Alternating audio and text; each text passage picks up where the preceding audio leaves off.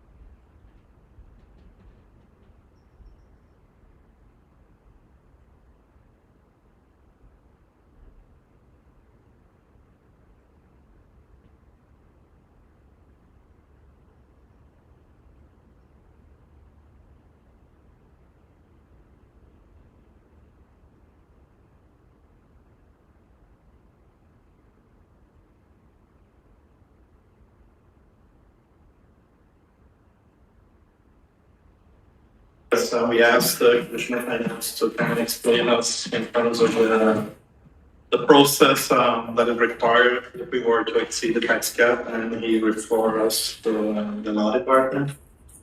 So we'll ask you to give us a brief recap as to what exactly we as council, if we were to proceed to vote on this budget as is, what is required from the council to follow.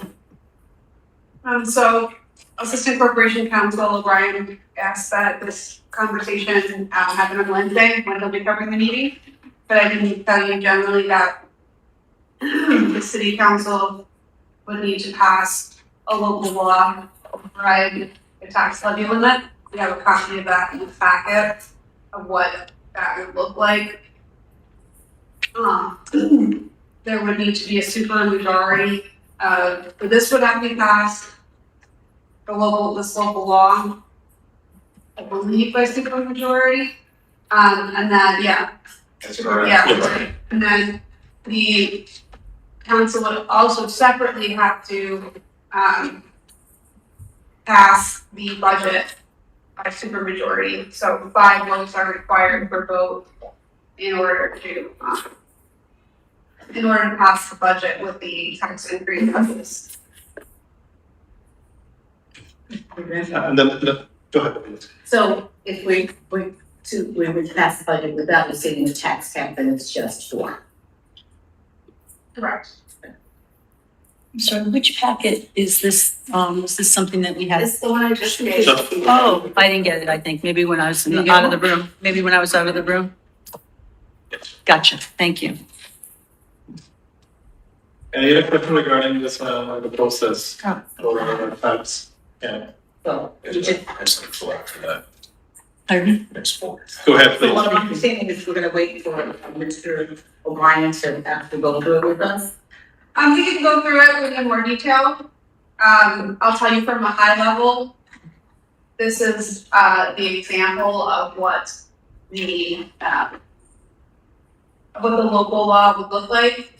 It would have to sit on the table for 7 days, just like any local law. So there's a process to it, and he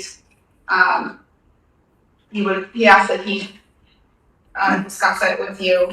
But from a high level, supermajority, the council passes this local law. It goes through a local law process. Council would also need to, again, by supermajority, pass the budget in order to have that level of tax increase. And it said that the mayor can, the mayoral method of necessity to avoid the 7-day waiting period between introduction and action on local law. So the mayor can issue that method of necessity, so we wouldn't have a 7-day waiting period? Correct. Yeah. So again, Assistant Corporation Counsel O'Brien asked that he be able to go over this process with you. So I'm happy to discuss it with you, but he has all of the details because he's the one who's done all the research. He's done a lot of the work in the office and he's been on this particular task. So you're saying Wednesday, we're meeting tomorrow, is he not available? Tuesday, not available Is that tomorrow. Yeah, just Wednesday. But I mean, if you have more questions, you can certainly ask me. Are there any questions regarding the tax cap on the requirement? Okay, the next question that we're asking, if this is the like commissioner, if we decide not to go over the tax cap, what would that cost us in terms of dollar amount against this budget that we need to pay? You sent that to me in an email. Yeah, I think so. We talked about, but I don't know if I ever received that email. If we don't go over the tax cap, we have to find approximately $5 to $6 million to cover our expenditures. 5 to 6. Approximately, give or take. We'd have to reduce we'd have to cut 5 or 6. We're gonna have to reduce more like $6 million to our expenditures. Or it could be covered with it? The override of tax cap, either you override it or. No, that's not what I'm asking. You said we have to use it. So if we have enough money, we wouldn't have to worry about our expenses. That will revenue. That's what I'm saying. Okay, no, I just want to leave that to the table to know where we stand in terms of, if we were to hit, we're not gonna override the tax cap, we need $6 million on the high level. All right, so we'll go into questions to make sure that we address all the questions then. We can start with the first package. Derek, this is one of the questions I asked when we were talking briefly on the Wednesdays then, but I can wait until tomorrow or so to get this. What is it? The insurance estimates. So I can provide you tonight. Oh, you can? Forecasted, packet from our consultant, Mrs. Brown. We, as of September 2025. We go through the nitty gritty of what was initially anticipated. And as we discussed earlier in my general high level review, we look at approximately $19 million for MVP. But with our proposed formulary, and other proactive steps, so we could spend another $17 million in the budget. Do you have more copies? Yes, we need an extra. Do you have any more? Are we gonna need one for the mayor and one for the? I got You have, okay. Okay. So sorry, Derek, can you just recap that back what you were saying? Yeah, of course. So this is from our consultant that I work with, for self-insured plan. We meet with her approximately every quarter to go over, the expenditures, what's projected. As you can see on page 3, it was projected, for 26, 22 million. Then if you continue to go through each page, there's, showing indications of percent changes, increases. For example, contributing factors, their stop loss, risk mitigation factor, trends for medical and pharmacy, and other miscellaneous trends as well that are added to that grouping. You can go through into more more detail, so with the premium rates, premium scenarios. If there's any questions regarding this packet, please let me know.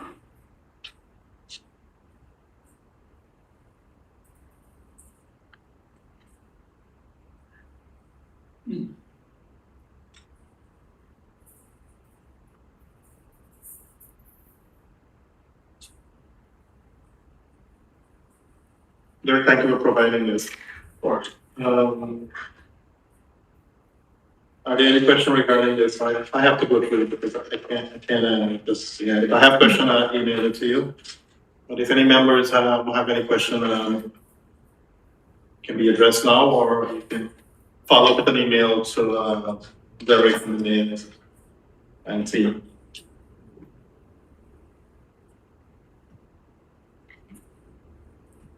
We did address the local law, and in the state package, there is draft resolution. If we were to pass the budget tonight, we have the resolution here, we just need to write the number in. They're looking at me like that. So the next,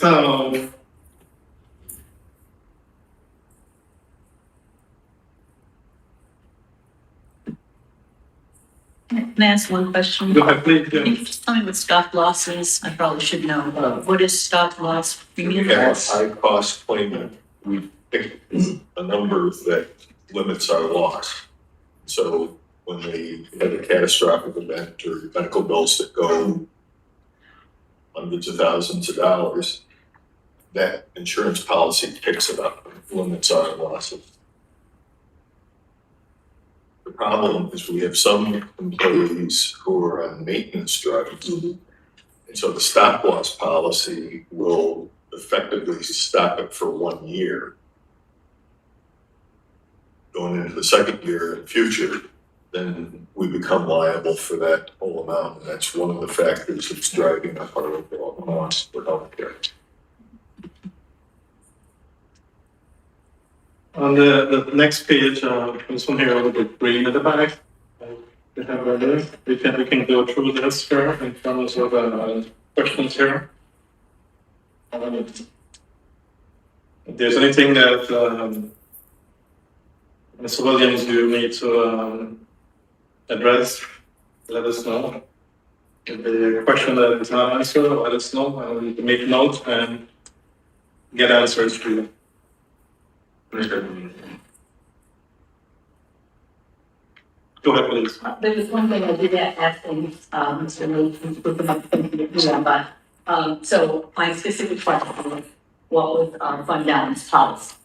So, I know you said we don't capacity before, but you want to give a little bit more detail on that? I don't believe from the research that since I've done, with the Lord document, but see, they haven't included the policy that the city has, but the council has to work with the commissioner of finance, the departments to. The city council's the policy making body, set the policy for fund balance or other factors. But generally municipalities like adopt them, and they would have been one place long before this council came about. So it's just, that's why I was asking if there was an existing policy. If we need to develop them, then that's certainly something we could do. But generally municipalities adopt them. So I was just asking what ours was. And, you know, absent that, we can certainly look at what the comptroller would recommend in terms of our fund balance, because I think frankly, we may have to go more into our fund balance than we thought we would. So what does the reasonable fund balance look like? We should take a look at that and. Reasonable is approximately between 15 and 1% of the operating budget. 15, 20%? If you look at our numbers on assigned funds, that's way over. Well, again, I'll look at what the recommendation, because we don't have our own, but the recommendations, come out of the comptroller's office, and so we can take a look at that.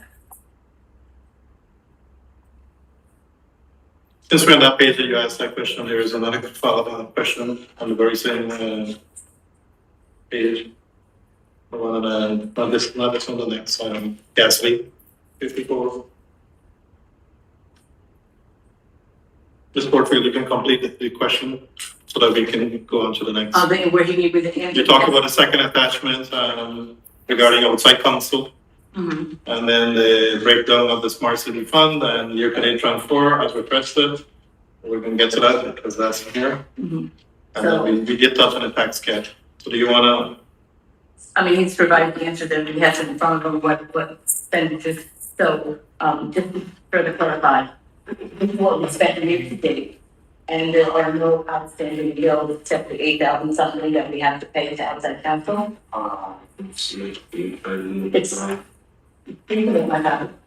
Yeah, So, yes, for the year to date as of 10/20, there's 75,000 actual spent, 30,000. So that's all we had to reach the whole for the rest of the year, about Sorry, 3,000. I couldn't hear, Commissioner, could you repeat that? So. The question was the year to date for outside counsel. So, Mr. Duplante has given us about $75,685 and about, that's expenditures year to date. And then about, 3,800 in requisitions, meaning outstanding, bills that have not been paid or been more within the law department that has not been sent down yet to the finance to, be paid. Does that account for, What we have on record so far, throughout the year. Some expenditures ongoing. yeah, so I would defer to the numbers that, finance has. So, a bit of clarification on some of it's ongoing, because that means we don't bill them until they're finished doing all the work, we don't bill, They don't bill us until they're finished doing the work, but okay. So, I get outside counsel with the firefighter union. It's one of the bigger ones, we're moving through that process. and do we have a ballpark on what, and will that be completed by the end of this year? I would hope so, I don't think so. Oh, okay. So do we have where we are right now, because I know it's billable hours, so do we have any ballpark of where we are right now? In terms of, Yeah, whether we're paying out by the end of the year or whenever it's finished. I don't have those numbers And you'd have to go back in executive session to get into the details of the contract negotiation. Thank you. Also, so is there anyone to continue? Yeah, continue with your questions. So the other one was We moved on many orders. the other one was to break down smart cities, and you did show us what was paid, with various categories. In times past, Mr. Fuccio kind of gave us exactly what the expenditure covered. That is still available, or available. We have to do a deep dive. From the county office, that is possible. Might take some time. And so right now, available is just 250,000. 137 is available, 155K is the tied up in PO currently. Not much. So can I just interpret that? So 137 would be, is left spent. Correct. And the other 126 really has been spent. We just haven't, yeah, okay. Just wanted to. So So $1.6 million grants in the pipeline, or some of that local funding to match it. Oh, okay. we need matching funds for 1.6? There are things to support that grant, yes. Yeah, so we've been, we allocated 2 million in 17, 2 million in 18, 2 million in 19, 2 million in 21. And so we spent, according to this, we've spent most of it. And that's what we had left in that line.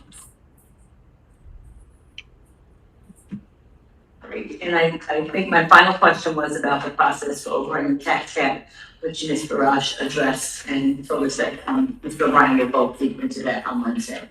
Yep. Okay. Did you understand the fund balance portion of the assigned funds, the open, the conferences, the open POs? Mhm. Sure. You had some questions about this, okay? So just so that's an outside conversation, I asked Mr. Guzman, who attended for all of us, for what the open and POs were. And we found out all of what he outlined in the overview, he did send that. I reviewed it, I do have a couple more questions, I'm not prepared to answer them right now, Mr. Mayor, but I do have a couple questions about that. Okay. So, Mr. Williams, I have the sheet here, this one of the screen. This has some recommendation also, so we need to put this, we need to come back to this sheet in terms of your recommendations. Don't put this away, please put this inside. The next, you'll see the sheet with regards to the vacancies and the new fill in the 2026 budget. I did ask for a report of that so that we can provide ourselves accordingly. As for the current vacancies, position that was removed, and the recommendation to the new fills. This will be on this page here. So. I'm kind of messing myself up. You can go through this, and if you have any questions, you may ask. This is more to guide us along.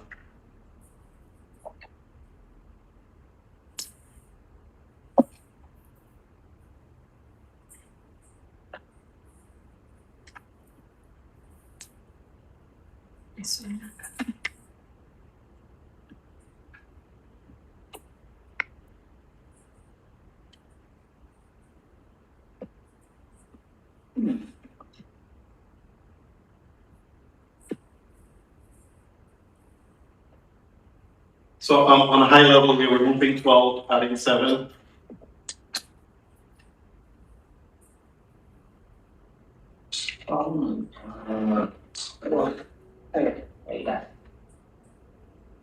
Correct. So, 7. But then on the bottom section here, vacancies, so you have 2, 4, 6, 8 vacancies. And on the top section, we were moving, the bottom section, we are budgeting it into 2026, the vacant position. And then this sheet is a new position that I proposed. The first portion of the vacant positions has been removed, that's noted. And then the bottom section has positions that are vacant but are still budgeted within the budget. Any, go ahead, please. But, and I just want to point out that one of them is already grant funded, so it's Yeah. not, yeah, okay. That's why I asked for the report for us to see it and like to say, well, hey, we're filling a new position, vacant position. We need to identify what are these positions. But so Carly, you have presented in the budget as far, we have the sheet here. Yeah. Any question on that? So these budget transfers are just, this is just year to date? Is that what I'm understanding this correctly? So, let me just look at that. Take your time. So, when it starts off, you look at the column next to the account, that's the POs that are encumbered into 2025. And then it's a year-to-date transfers for 2025. And you see that in the column next to the total line.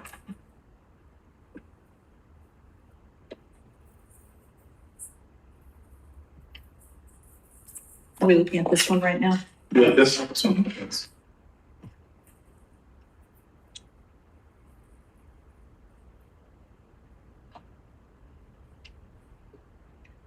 Any question regarding this? Yeah, so what's in front of, these are just the transfers from open POs? Yeah, is that?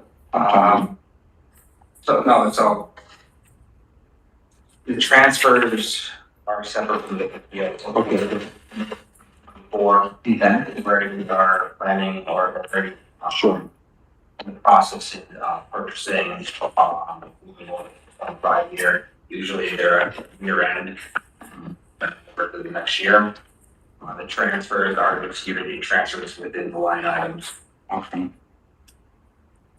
So I guess I was trying to figure out on how to get a better understanding of how kind of like money moves within departments, for like, I think what prompted this question, when we were looking at our police overtime, there's a significant, proposed cut from last year.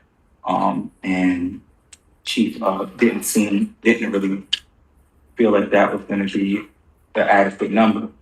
And I know that there's talk around it on every year to make sure that we have what we need for our first responders. So I was trying to figure out how do we find the money every year to report overtime.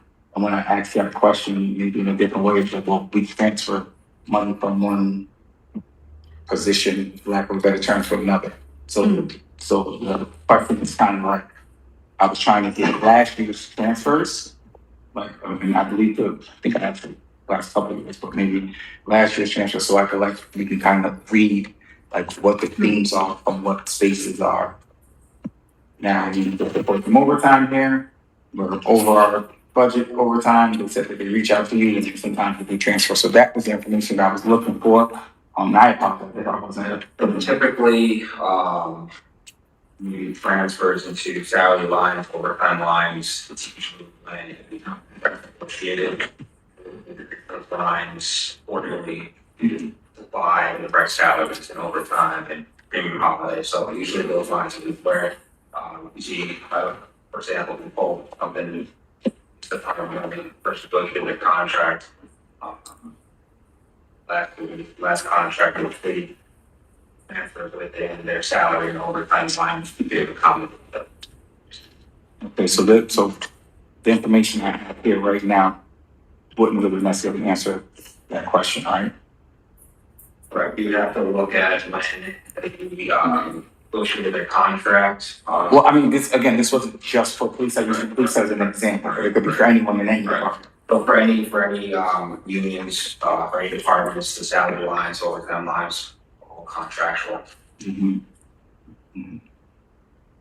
Okay, so I guess so we could circle back to that. For the information I'm trying to get is what transfers happen within the city from one line to another over the last couple of years, because I'm trying to identify where the themes are coming. Because sometimes it feels, like, thinking that we're talking about it.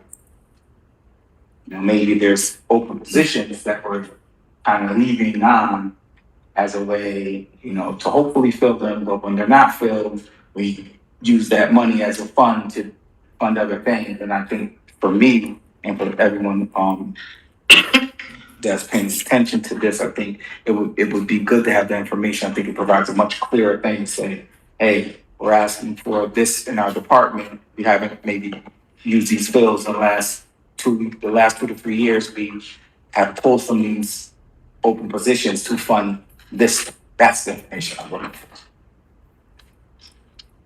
And this won't provide that right now. So we can just, we'll work together and get the necessary information. Thank you. So do you want to follow up with the? Certainly, yeah. Make note. Mhm. So we put this as unfinished follow-up. Make a note of it, the follow-up. So you'll kind of go through all the things that are in the unfinished pile before we leave, right? Yeah, that's what I'm Okay, doing. I'm moving, yes, that's what I'm doing. And anything Thank that we you. need to follow up, we'll do. Anything that we need to complete the question and answer goes on different path. Mr. Farley, you had another question regarding, you asked for report detailed information on any golf course revenue that can be tracked for future capital project. Yeah, Did you receive no, answer? no, I didn't receive that information. So what I was looking for is in the course of our conversation, it seemed like course pun intended there, that I believe it was Mr. Rollins was saying that we're trying to get the golf course to the point where it's self-sufficient and it's remaining in black. One mechanism to do that is taking revenue, and the revenue goes back into the general fund. However, when we're looking at our capital project, we're borrowing that revenue to do the project, but it could be budget neutral. We're not budgeting golf, capital, so like from the reserves. Okay, help me understand that. So So they make enough money where we put it into their fund balance where we don't have to borrow for any of their capital expenditures. right, so any of the capital requests that we're making, we're pulling that from the funds that they're bringing in, correct? Right, okay, yeah, and we already have that information as far as what the revenue is. Yeah, so Right. if you look at the capital expenditures at the year, at the end of the, 26 proposed budget, you can see that there's a line that says, reserve funds, when it captures for each section. Certainly, okay, yeah, that was the information that I was looking for. Thank you. So before you, so you need to follow up on this to get this report? No. If the information is there, I think I can strap it for what we got. 24 numbers are locked in. The 25 numbers, again, that's one of the things that's very dependent on weather. Sure. So we've run, they upgrade the courses, wonderful, fantastic. We had a terrible spring, and so we're still playing catch up to get to the 24 numbers and 25. I keep our fingers crossed that we're gonna equal that, and if you could tell me what the one is gonna be in 26, I'll go back and modify the budget to accommodate those. Yeah, if I could tell you that I wouldn't be here. But definitely, okay, yeah, so because my thought is, for that is that if we can, with the variable and the weather, it seems to be a pretty large variable, within consideration of that, looking at, okay, what would be the anticipated, revenue, I think that looking at that revenue again to support, the youth services line, that's the trail I'm looking to go down, that's why I requested that information. So this is part of your follow-up question in terms of the funding that you are trying to advocate for under the golf in terms of the fee, a special fee increase to offset some sort of service that you were mentioning back when we were viewing. Well, certainly, I think, but after the conversation, I was thinking a couple different things, that we could look at the increase of service fee. I think that's doable, but also looking at what's existing, and maybe prioritizing that money to support the youth service line, even if we didn't. So I just wanted to say, because I was looking at Mr. Farley's question, that the course is fully self-sufficient. So I just wanted to clarify that, because this said that you wanted to make sure that we were able to move the course toward full self-sufficiency, but it is actually fully self-sufficient and actually generating revenue for the city. And then I do have a couple of ideas that I haven't had a chance to share with you around the $150,000 that I will share with you. That wouldn't affect this budget. That would be other requests that maybe we could make to others around that 150,000. Yeah, so yeah, I look forward to having those conversations with you. What I was saying is that I recognize that it is self-sufficient. Mr. Wallen was saying that the process that happens right now is to make sure that the golf course stays in the black and to support their own capital projects. And I'm just a thought actor, we made quite a significant investment in the golf course from ARPA funds to justify, what could result in a rate increase and or maybe reprioritizing some of that money that's existing to support the youth services line. Thank you, Mr. Any other questions, Liz? So after this mark is done, Mr. Farley, or you just want to follow up? Well, I mean, I got the information. Now we'll just explore some ideas and move through. Thank you. Yeah. Okay. Yep. All right. So the next document I have is workers' comp. I'm not sure who asked for that. That's you. Oh, can you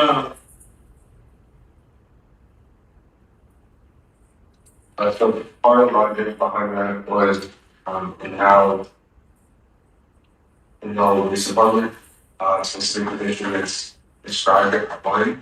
I know in this, there are funds here saying that they're capable. Based on this document, there's significant claims throughout the city. Leads I believe that it might be able to keep us sometimes functioning out of their immediate scope. So I think if we can think back to how the videos are defined and that there's just sort of general catch-all on of certification or operating certain machinery. But just because you can use one, you can use B and C, and does that mean you are expected to jump in between all of the expectations? So wanting to have presentation to have a specific department that each person is attributed to, with the hopes to keep this number down, or identify just what is the cost. Because I find it hard to believe that if an individual drives one of our waste apparatuses day in and day out, some of the claims that we see, which I know is an executive session, seem like they are avoidable instances that due to lapse in judgment.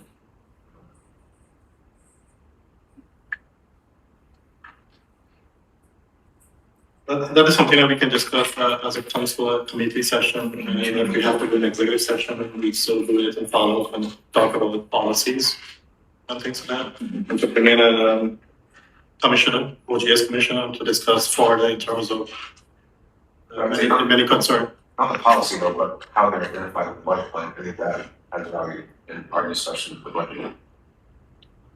What we mean, put it in the budget in terms of the expected outcome. So if you're MEO and SNAP does mean you're also MEO in waste. I'm using this to justify that there are differences. And even if you are pulled from one, that's fair, but I think understanding where you're pulled from is an important fact that needs to be outlined. Go ahead, please. Well, no, I think that Mr. Williams just clarified for me. So because we do move them around as needed, and I think that you just said that, right? Yeah, okay. Mr. Madera? Go ahead. So you asked for workman's comp. Did you only specifically ask for in the waste? Okay. Pretty significant number. And this is only in 2025.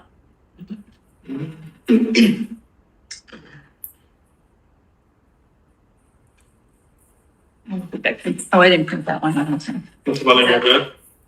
Yes. The next to be displayed there, but I did ask for a copy of the ARPA allocation. I was looking more of like a high level summary in terms of how many money, was allocated to the city and how many is allocated to outside agency, but I can do that because I received the Excel version. So I'm gonna do my own summary, because I just want to highlight that because I know, we've heard it over and over that,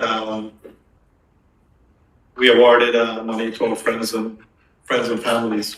So I wanted to highlight that to make sure that we address that, this budget, to identify how much money was awarded to the city and the other agency that received the funding, and to identify those, so we can put that to rest.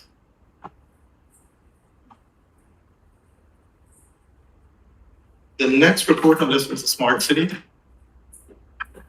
So I asked about that, and, when you referred to the fact that when you do gains information, you just get an overview, you got exactly how the funds were spent.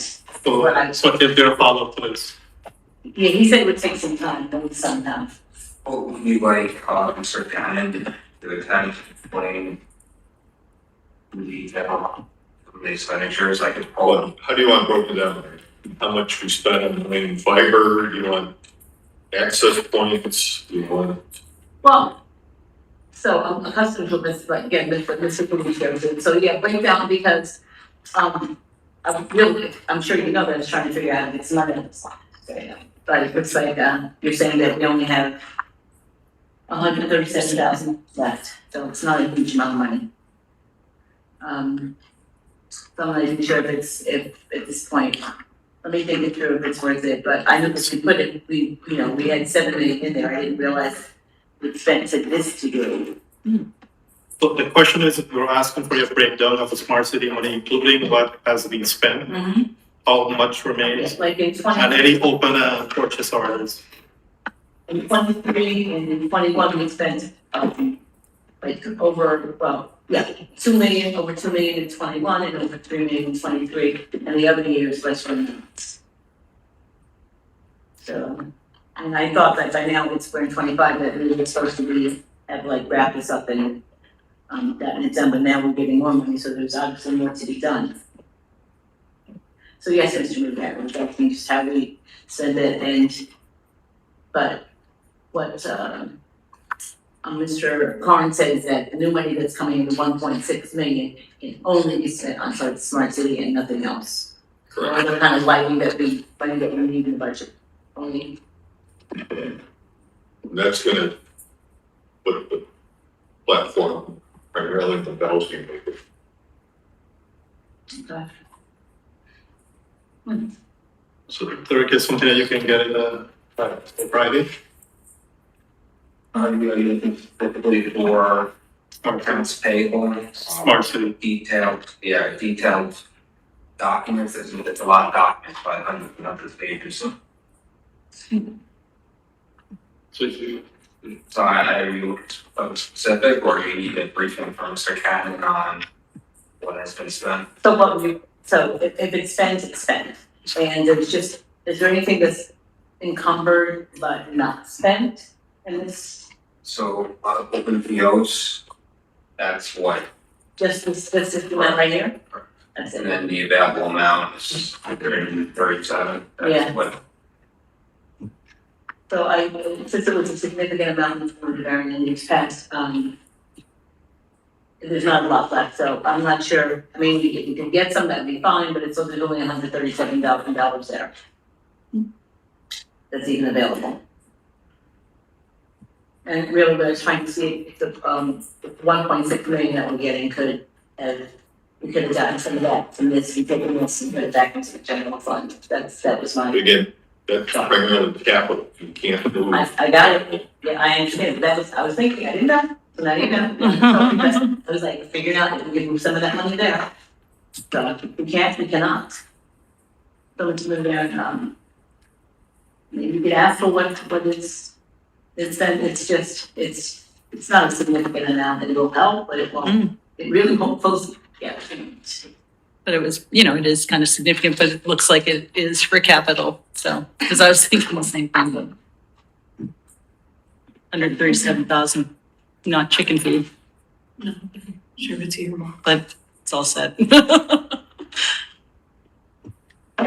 move on. A question was asked, Ms. Carver, in terms of the Board of Zoning Appeal fees for service, and that was provided to us. And that came from Mr. Williams.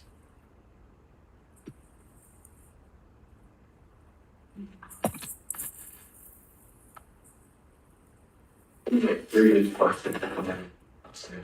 Okay.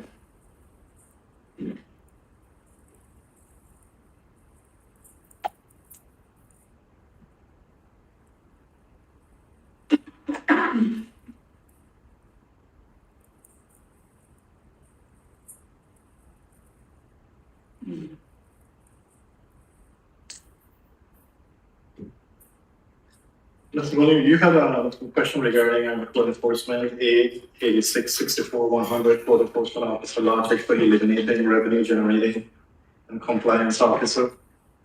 Department of Department of Administration of Public Works, this being. His response was they're currently filled, so it's out. So I'm no longer the.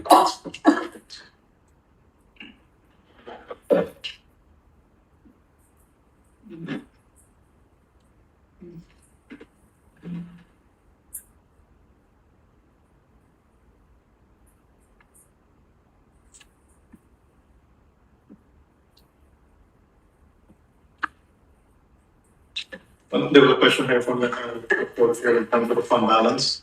Yes. And we did receive your response from Derek in terms of the available Yes. appropriate fund balance, 5.4, 724 encumbrance, and open purchase order. Yeah. Yes.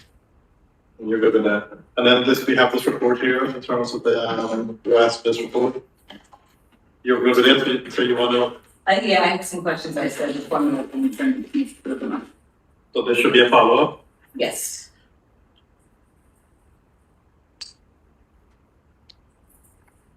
I'm sorry, which one was that? This is this. Oh, yeah, okay, I have it. Thank you.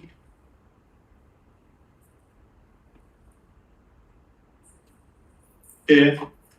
I think that's all I have in terms of questions. Are there any other questions that you have? I don't think I'm missing. That's all I have. Yeah.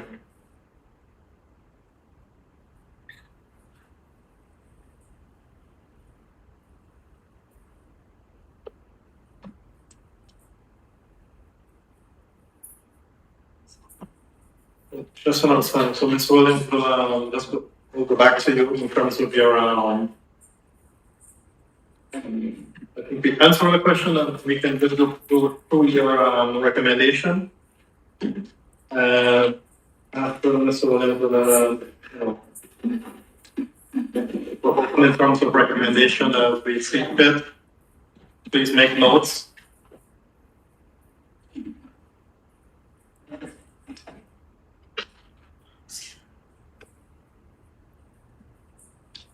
You should have this page kind of like it. And then we'll go to the other one.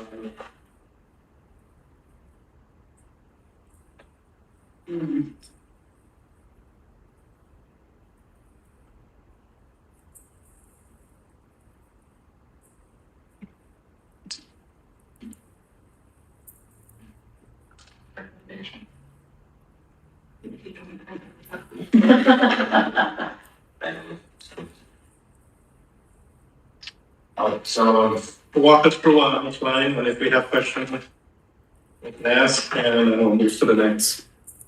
So starting with the ones in other recommendations, but what the order derived from is a lot of people came to the rail along residents. Just identifying just glaring issues or concerns with this fund of service initiatives from the general fund in a year that is conceivably one of the most difficult years in the city of Schenectady. And I would absolutely agree. So I think if we are put in this position to then further evaluate costs for expenses that are very much needed, I think we have to go through the home. Do we fully meet the requests of certain departments? If not, completely forego certain expenses just due to the year coming there. So, each vehicle that I release, I didn't zero down any recommendations, so it was reducing from 2 to 1. I know there's some of my recommendations, they do come at different costs. There's a difference between reducing 2 rear loader packers to 1 is different than reducing, F-350 from 2 to 1 parts. So I know that those have different weights, but sincerely, if you calculate all of the recommendations that I had, that totals to $2.19 million, so is a large figure that can influence the difference between people having to make difficult decisions between paying their taxes and choosing between food and other needs in their households. I would point out the last recommendation I had was in line with just how the refuse and waste charges have increased considerably for people in the city.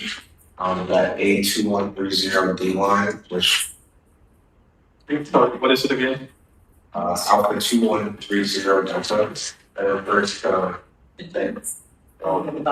waste outside the city.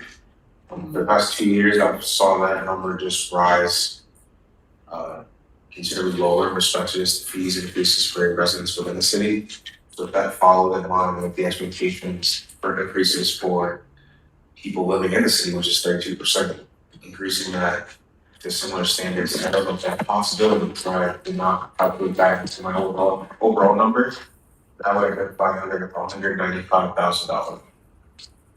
Just showing if we're asking our residents to pay more for trash, I think it's disingenuous to then give that service away for free. I know it's not free, but at a marginally less increase for people outside of the city. Yeah, is that under contract? We have a contract under the Village of Scotia for that, so there's an inflationary component of that. And I apologize, I don't know what year that contract's up, but we cannot go down the path of taking items that are budgeted in the capital budget and then look at putting it in the general operating budget. Items in the 26 capital budget have almost no effect on the 26 budget. Those are items that we would hopefully buy in 26 or going into 27. And the impact is really in 27, but the message coming out saying that you're looking at taking money that we intend to borrow. And that's, again, proposals of capital budget. You probably have to switch that to a RAN, revenue anticipation note, or a TAN, tax anticipation note.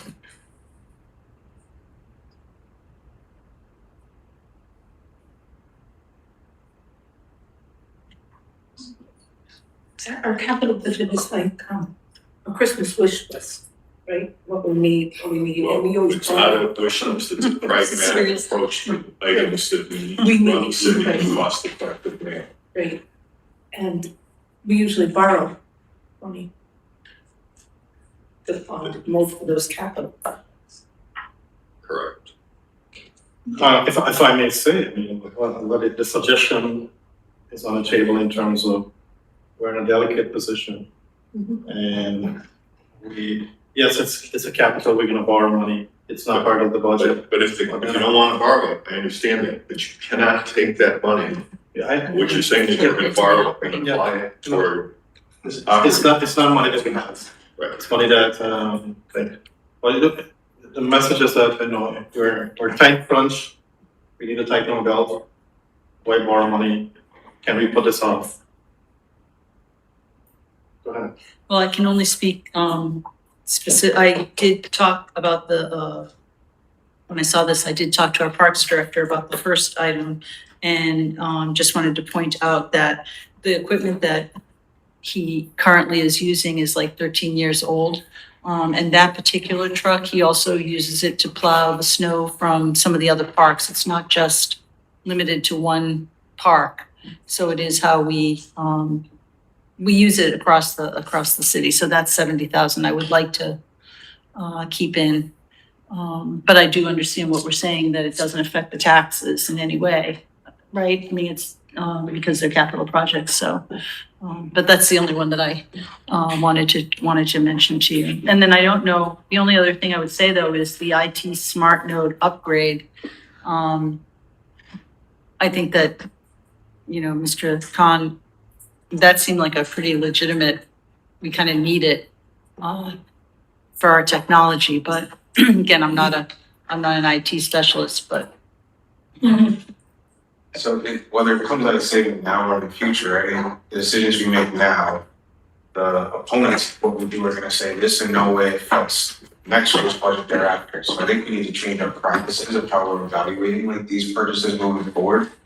I would say for the department heads, for anyone bringing projects forward, they're not forced to make the decisions or calculations that we are responsible for in this room. Their focus point is how do I improve the living conditions of people in the city. So they're gonna be for everything on this list, and there always is going to be justification for these things. Mhm. If not, I would question their logic in presenting it. But the responsibility we have now is what difficult decisions are we going to make? Because if we continue to say, well, we can't do without this thing, then I would say let's just forego the waste of time and just pass the budget.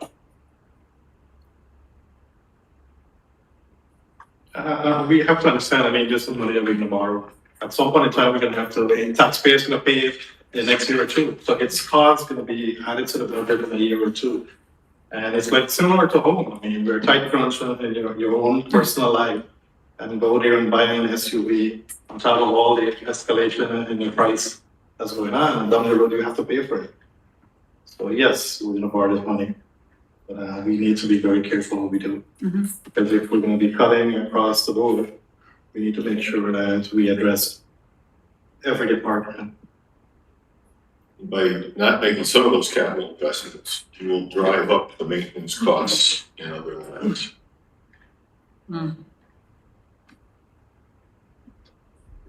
Oh, just got the individual back full time, so hopefully not that much. What's that? Which There was one? a full-time person, we identified that was off for a considerable amount of the year. That individual is now back. Some of the expectations that Mr. LaFawn had with being able to work with individuals offline to help with some of those internal concerns, he hasn't been able to do much of this year. Hopefully that is a cost savings will be into next year.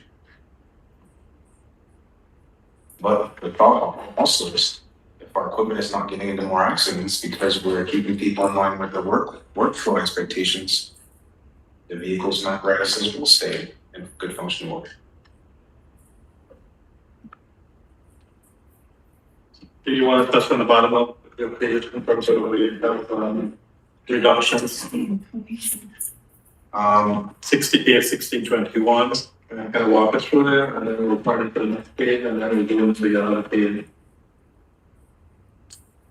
1621, that's not. That's SNAP. Fees for services. So in this line, I tried to be very clear and intentional with year to dates, for that line being 1621-401, the year date was 10%. I know we're not through the year, but sincerely, the focus here is how do we, for these reductions, get closer in line with that youth employment line, and more words. So with that, just trying to every dollar adds up. Just looking at dollars. Any question on that? Okay, so we'll move to A3120. That is on page 32.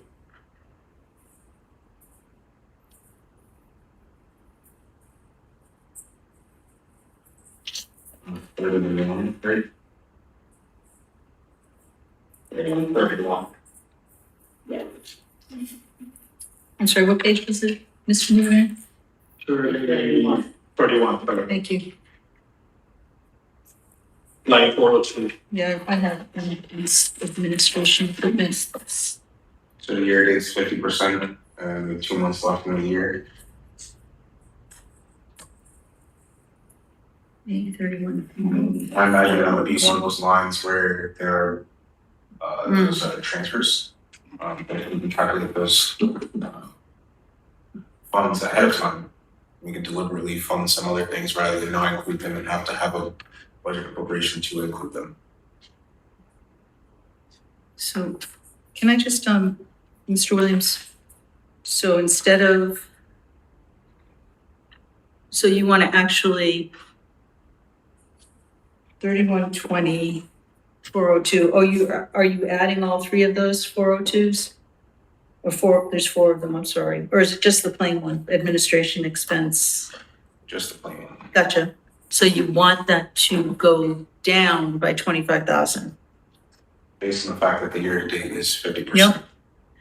And I don't have a note on that particular one on what it was for. I would say, Mr. Farley, point, there's not a glaring outside of large increases or decreases Right. in this line for it to cause like a point of comment, like when they're coming to present.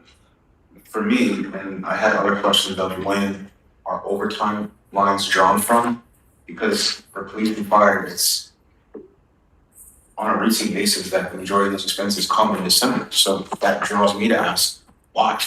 Because if we can eliminate that or reduce it, that would be considerable savings for us. And if you're going to tell me it's because you have a holiday in December, there are holidays in other months that don't draw that much money. And I know I'm jumping around a little bit, but if you look at the overtime lines in police and fire, and they're on my list of green comments. Year to date, one of them's like 1%. So you're telling me that's going to jump to 99% in the month of December? I hear what you're saying, so I think I'd like to hear more of an explanation as well. So that wasn't one of my points of this stuff like reduction because that requires more conversation. But that's why I asked it. Yeah, no, I valid. But it's also why I asked the question around the transfers and getting that information while I was thinking about an informed decision. I feel like there's probably really good justifiable reasons why some of the things are moving the way they are. But we just kind of need to have a better understanding of it.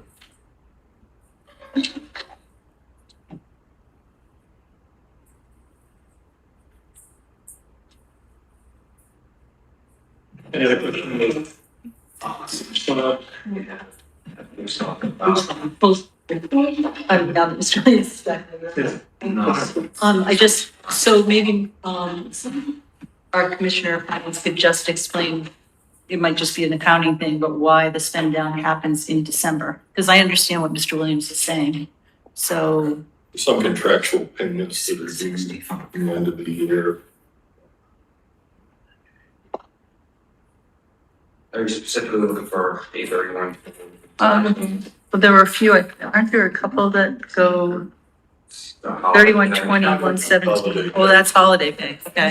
Yeah, usually it's, depending on the contract. But I believe this one in particular was, one of the, members reviewing it to, the status. So they were paid out. Okay.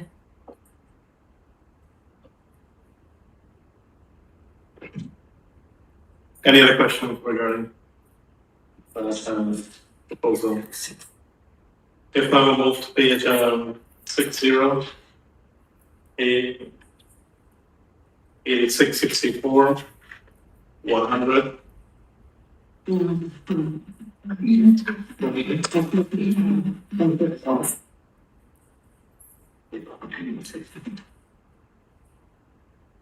So they lowered the proposed code enforcement officers from 12 to 10, and then one of my immediate comments was, why would we do that? We sent a compliment to Tennessee to say they were actually at 5. I don't know how the role is today that they're gonna hire 5 code enforcement officers in 2026. I'm gonna push back and say some to none. I'm gonna say some, but I think that also called into question a lot of the conversations we had before this discussion about that department in itself, separate conversation. So definitely think looking to lower that number for more reasonable figure. Taking 2 positions away, I don't think that's hurt anyone, and there's still available positions for individuals. do they identify themselves? So 5, So you're suggesting lowering from 10 to a lower number? Of vacant positions, Yeah. yes. Just want to go with that. I need a different color.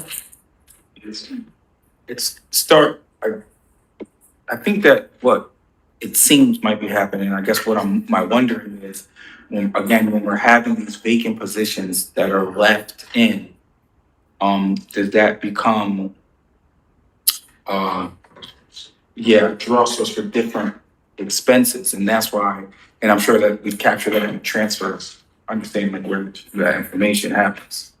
Right, we'll be able to see that, So, but that was my entire, like some of my what I would say recommendations. is that there's most likely gonna be shortfalls in our revenues, this year. We're probably not gonna hit figures depending if you look at, year to dates.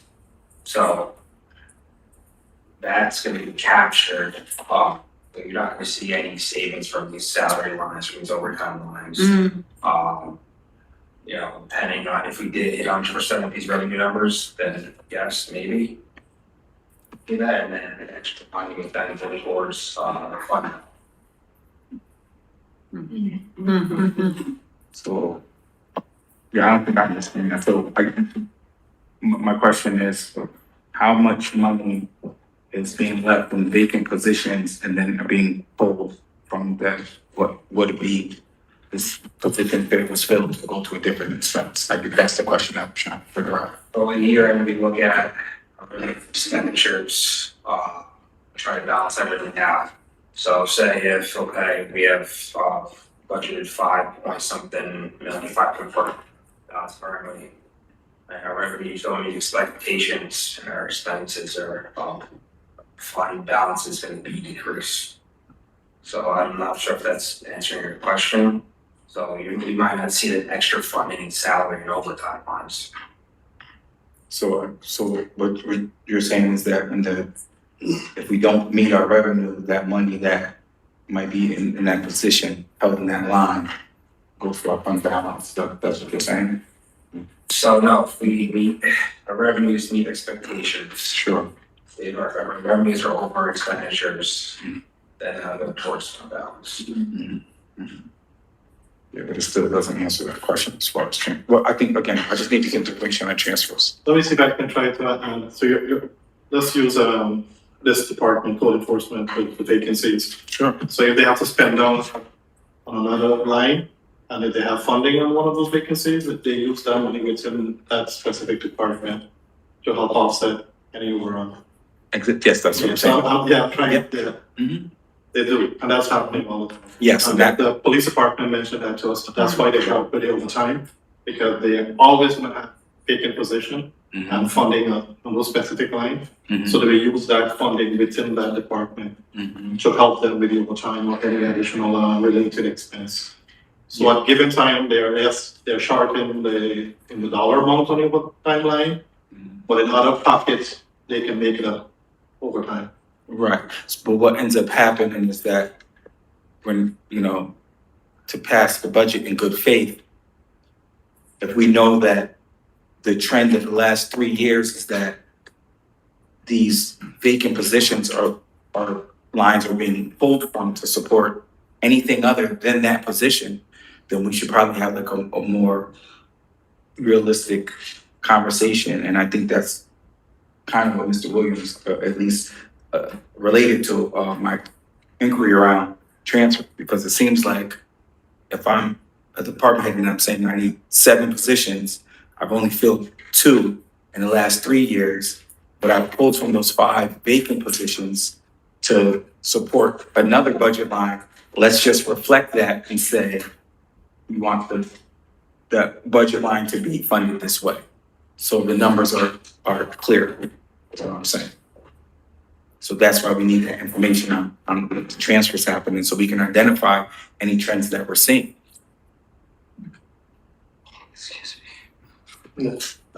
Go ahead, please. So this actually goes to, this question based on what Mr. Guzman said, that, because I've been looking at the revenues and how they increase them. I think we have to do this from both ends. But, you specifically said that maybe we would have some revenue that we're anticipating, is there some particular revenue line that you think we may not hit, or several? It could be. Possibly home sales is one of them. Hmm. That's already, yeah, it's already down. Okay, Okay, so let's continue with Mr. Williams and stay on track.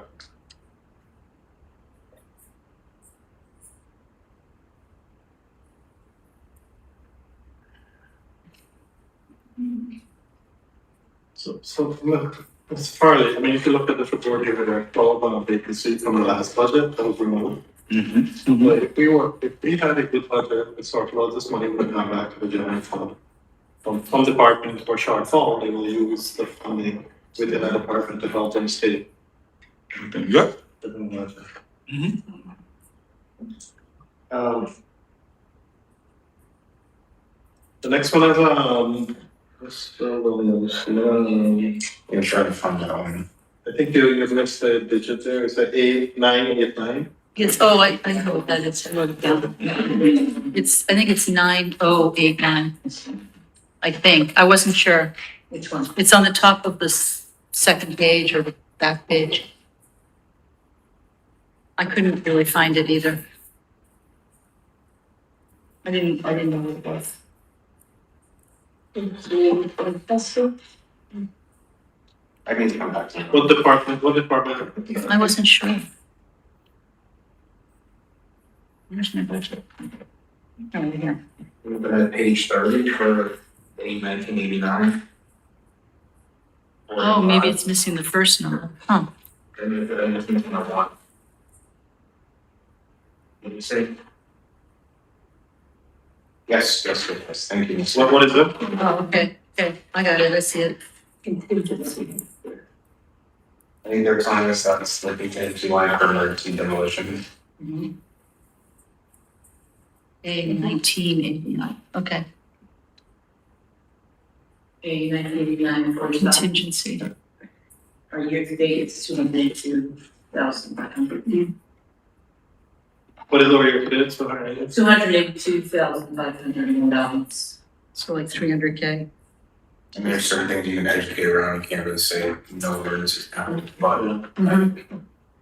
understand already. May I how is our recovery, insurance recovery in the buildings that were taken down after major fire? It's hit and miss. Some of those, we get nothing back.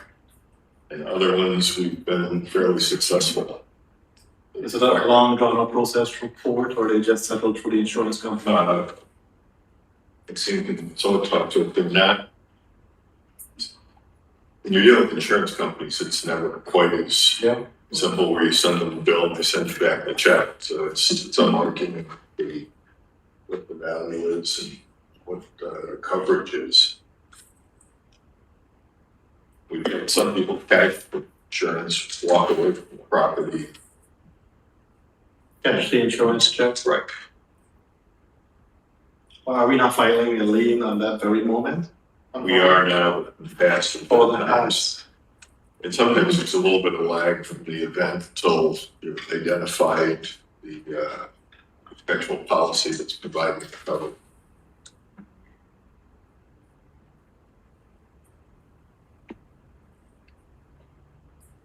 Any question regarding this?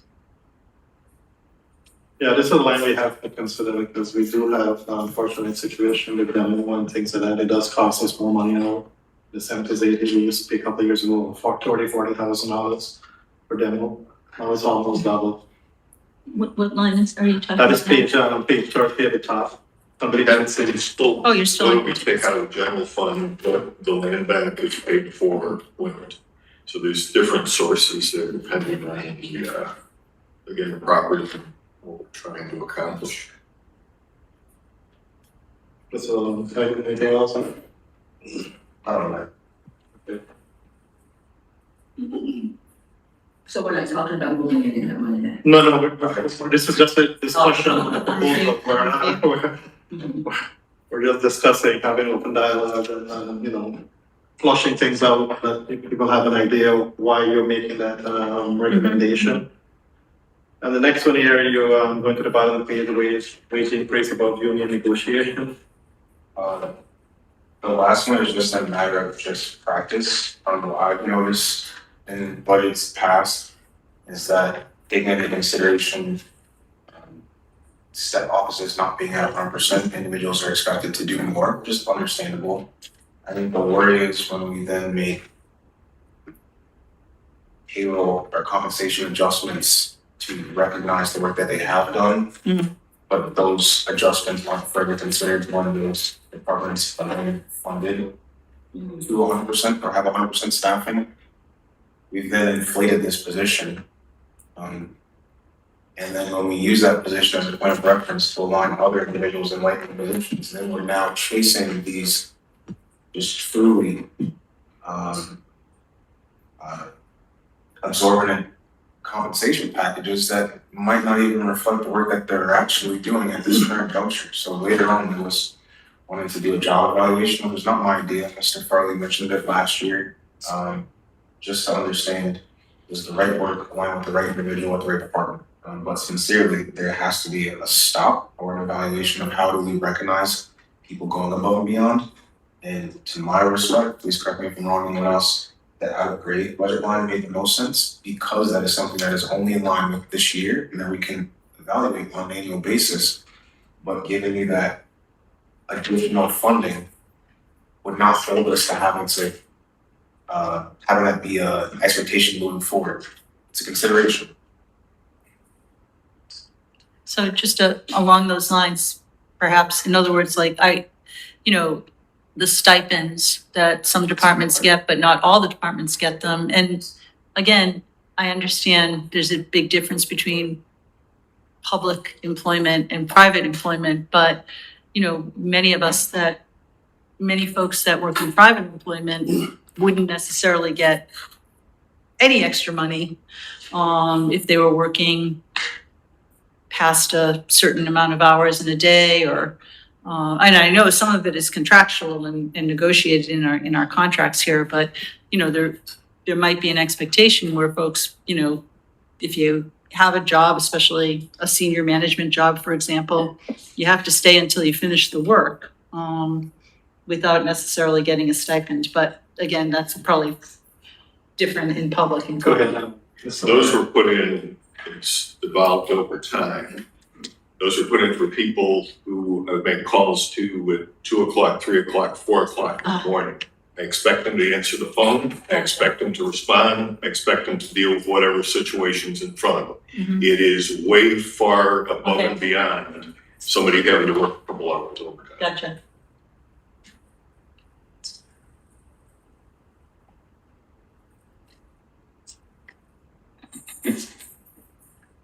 Well, we have to look at it in a broader picture in terms of we're not raising enough revenue, and we're asking the taxpayers to put the bill so that we can increase our costs.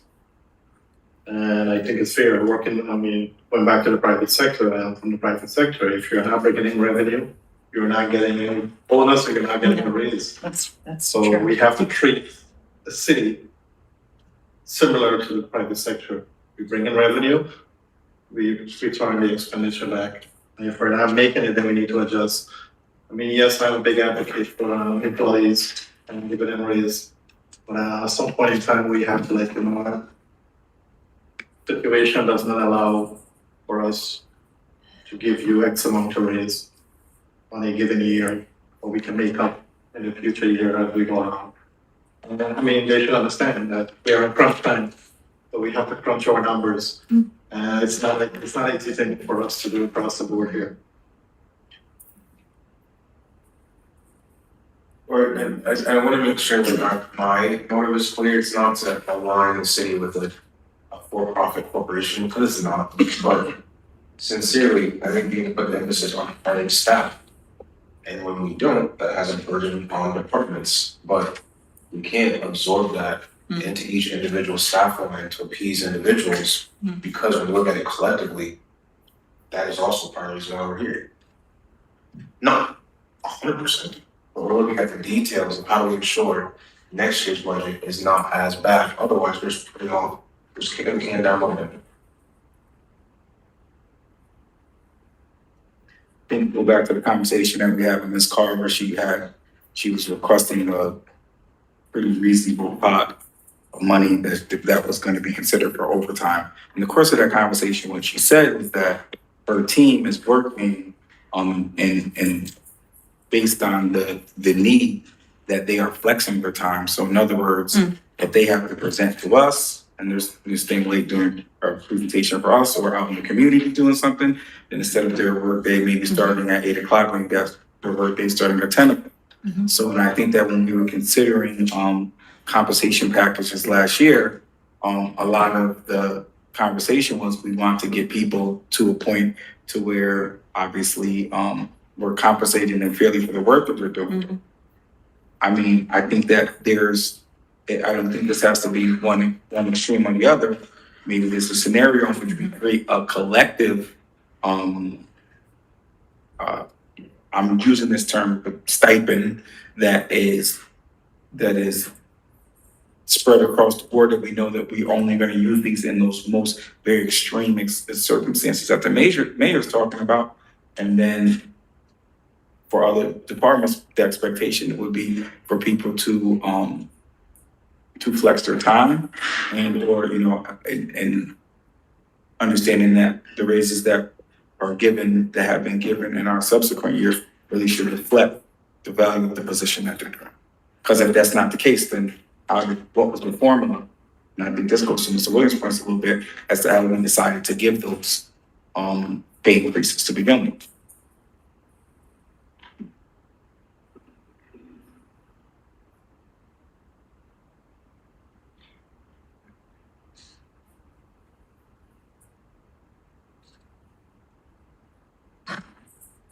This week, Derek, would you mind give us a report in terms of the management raises, the total cost?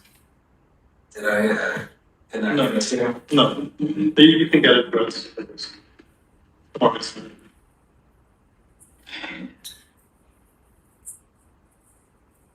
We'll move to the next page, and you have some questions there. All those were provided answers, All of those. each of the questions. I appreciate it. Perfect. Improvement initiatives. Um, I want to just go through that because it's part of your. Yes, no, so the garbage, we have to address garbage. I know there were comments at the last city council meeting, where a collective body that voted that legislation through, but I do not think it does not fall on any one of us singularly. But sincerely, the bulk items that needs to be revisited, but there was a revenue line, so talking about evaluation of revenue lines that did not meet. There was one for trash for $500,000. I remember that vividly in the point of discussion of how can we anticipate that revenue prior to seeing the legislation passed. And the mayor was very candid in the fact that that money was going to be here. It was not. No need to recant those conversations at this present juncture.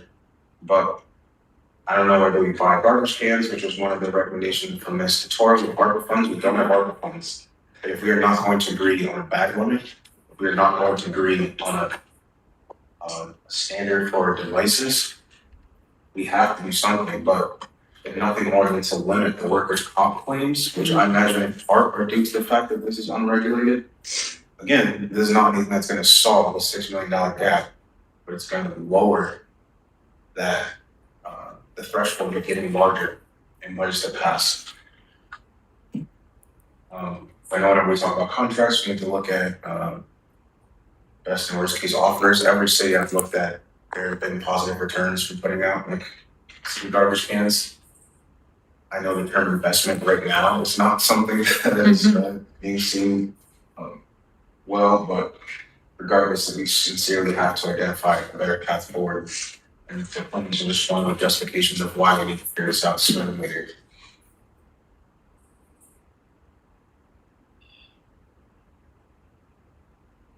The next one, updating codes. I did a brief list. I mean, I referenced the city's website. Those different schools of thought, just evaluating just how we can improve things moving forward. We have to incentivize people getting permits. Otherwise, they're not going to, or they're just going to wait for nights, or they're going to wait for weekends. And that is not something that is a secret. It is apparent. And not the fact that we only have 5 code enforcement officers. So, the list of approved providers, it looked like it was just updated for electricians, and it seemed like it's pretty outdated. I think as a city, we can have a good list and a bad list. Just these are individuals that uphold the standards of our work, and these are the ones that we think we should value because they meet the considerations from our codes department, and they should be thrown at a higher pedestal. But also, I think there is an opportunity to let the work assignments incorporate driving around at night, or driving around on the weekends more. I know Winston highlighted that is done.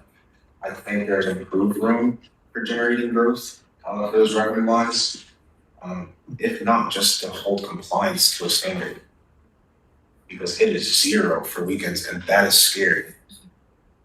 And part of the concern, the conversation we had earlier was talking about prejudices. If we are not proactively identifying households that are not providing permits, then the only people that are getting responded to are the ones that are getting calls for complaints, which by standard could be very disproportionate to impact one community wants to over the other. So I think part of Mayor's point of wanting to look at the trends, not talking about executive session conversations, I think that's the way we can ensure there's no bias. We treat every neighborhood fairly because we spend equal time in each neighborhood. I talked a lot about the NEO positions reflecting their department assignments, and then just the job evaluation was just understanding not how do we lower your compensation, but how do we streamline the tasks and responsibilities expected for your position. I think we were just talking about Mr. Cluccio a lot. When you have an individual that's been here for that long, leave, naturally they have a lot of hats, but then on their exit out, who wears those hats? And then now that those hats are being designated to other people, how do you compensate them for wearing those hats? So then it's a circular conversation. So to add to that, I mean, we have been on this council a very long time, so can I remind everyone, we have been talking about succession plan for as long as we have been on this council, myself and Timothy, each department, and we have advocated every time the signal department, signal superintendent, we keep asking. And it's something that we encourage in all departments to have that training, that somebody ready to take over. But it's not gonna happen all the time, sometimes, we just hope for the best.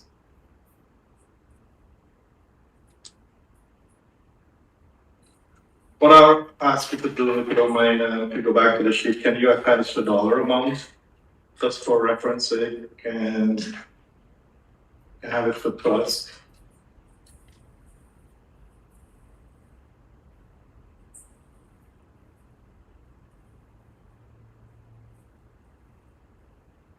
And you have some, you can continue to the bottom of the sheet if you don't mind.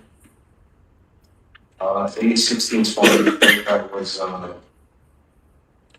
name of the city giving the signal. It's utilities administration fee for services. So I wanted to add that $500 back. The 2 NEO positions, the conversations that I've had with Mr. Anderson, and also the emails he sent in to us, wanting to ensure that position line supports the training program we put in place. And that is understand. Where if we continue to train individuals for positions that don't exist, rather than train people to leave the city, which I think is counterproductive, so we need to have positions available or move the program, so we're not trying to train people out of the city. the $150,000. There was one individual that came and spoke at city council and just talked about preventative measures the city can take, but also, as Mr. Farley always highlights, this is an investment into our community, into our youth. So I know I wanted to see a partial increase in the golf fees, but then also seeing the city to take a stronger position. Mr. Farley always talks about intentionality. I think the city needs to intentionally put in place for them to fund this position. And I think we can put that burden onto CDBG funds, which facilitate from other organizations. We have to find that within the city. I think our youth matter, and according to the proposed budget, they don't. That's not available. All the youth ones were removed. Replacing the seasonal labor order positions in A8161-100.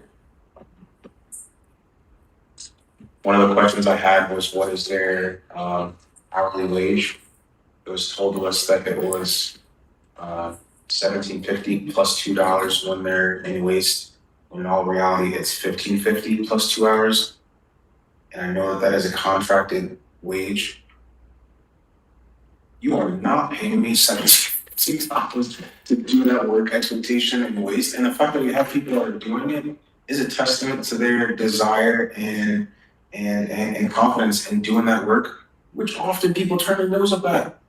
Shocking. If we're talking about education, these are some of the positions that are most underfunded in our city, and most contract, and do that with a smile and to the best of their abilities, and people are turning their nose up at them. You need to be ashamed of yourself if you're doing that right now. So part of the conversation was taking half of the allotment for the seasonal labor order positions, and I don't know, putting in 2 full-time staff members where your wage is a little more livable, especially after you're expecting to eat this tax savings. I do not think that is something that is a difficult ask. And I think the last item, the A8686, was just another recommendation from the department head of I miscalculated my toilet.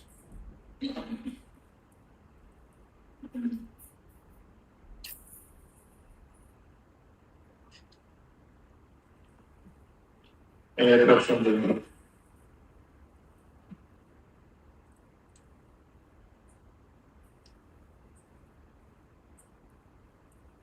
So this was put in half seasonal labor loader. That probably just half of it and then convert.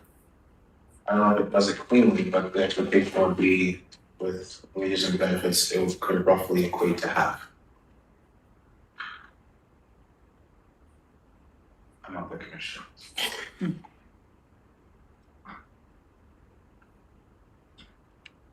Any other questions?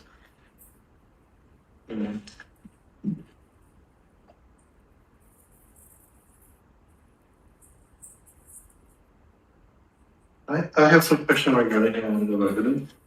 Let's go to the resident section. Let's.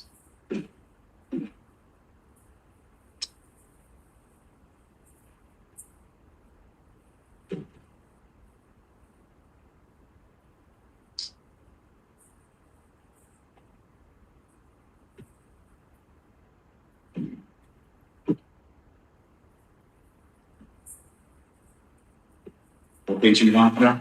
Revenue. Page 8.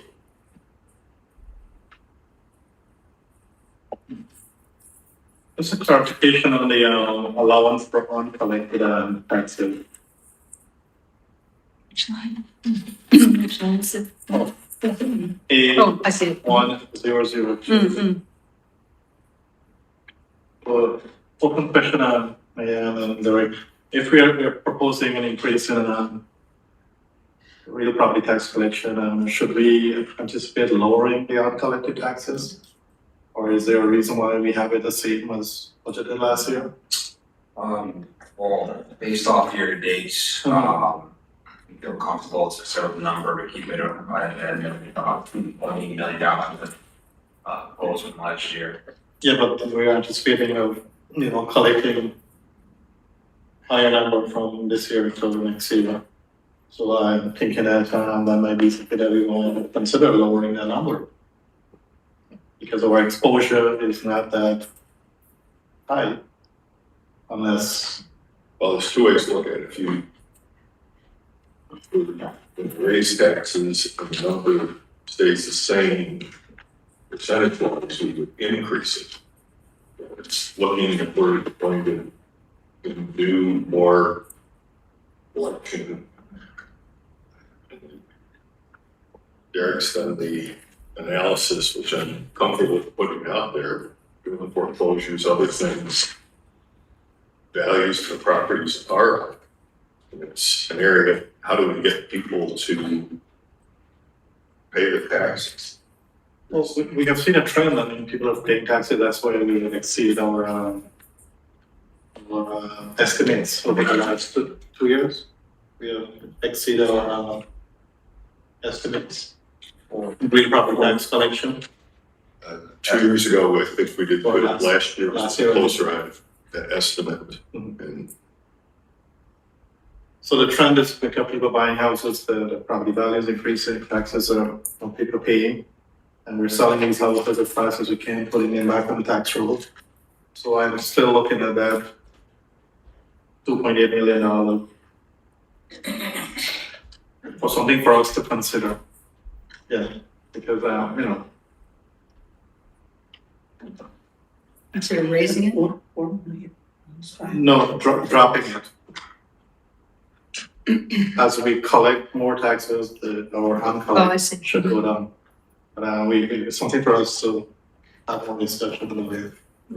The next one I wanted to talk about is the cannabis excise tax. Mhm. Do we know how many stores we have? Excise store? Seven. we may know, I don't. Seven. Seven. Yeah, we found them on the state website and it Yeah. outlines 9, but 2 of them Like out on Central Avenue, I don't think that's ours. Well, it was Schenectady. 7. So when we started with one store in Schenectady and we exceeded, our tax collection was. Yeah, but it was the first store in the region, so it's now pretty much every municipality has it. So I mean, with seven stores in Schenectady or 5 stores in Schenectady, $700,000, But the trend. revenue per store is dropped as opposed to what that first store was when it first opened. So can we have a breakdown on what the revenue was this past year? They do have their habit right there. And then, Do we get those quarterly? Quarterly, right? So so we would have gotten. it's, They come in quarterly, sometimes they're not quite on the quarterly like. Are we asking for a report? Is somebody asked for a report on this fine? I was asking, well, we're gonna look at the year-to-date so far. I have it if you want it, but at Go least ahead, go ahead. Brad gave us, it's, it was $302,477. Three. And 300? 302,477.38. Which means that at this Half a year to year. date, it was 35.6%. That's half a year. Yeah, and what's the date of your report? This is October 9th. It was So- that's Not including the third. It's not including the. fourth quarter, it's not here. Doubling up the number, but. No, double that, but 600,000. Oh, okay, then we'd be okay. Well, we'd be okay, so I know that we have 7 stores currently, but at what point in 2025 will those stores open?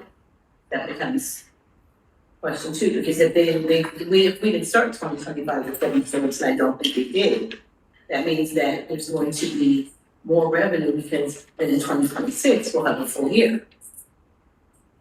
Like the one at the harbor, I'm sure, I know it wasn't open in January.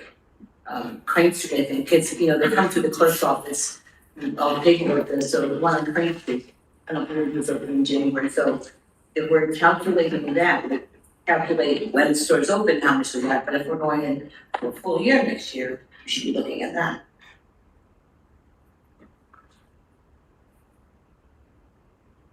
I just think that different municipalities coming in, it's just about sales and we from our community. They may have, but we know what we have here, so we can look at what we have.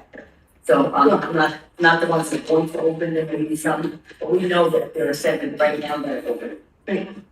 So, and we should see what that revenue starts to look like as they open, whether it's The next one I have is franchises. I mean, I see a $8,000 draft. Is there a reason why we are dropping that line? Is something dropping out?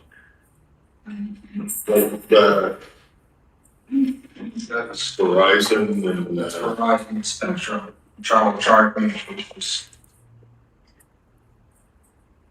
That's the, agreement, I believe, I'm sorry, the what?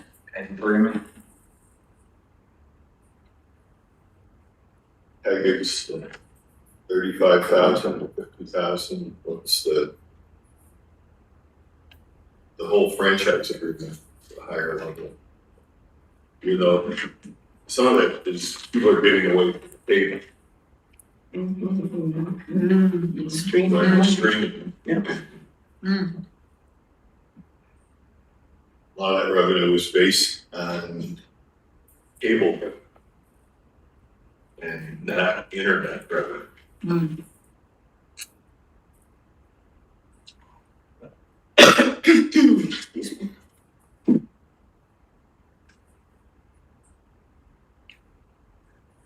Okay.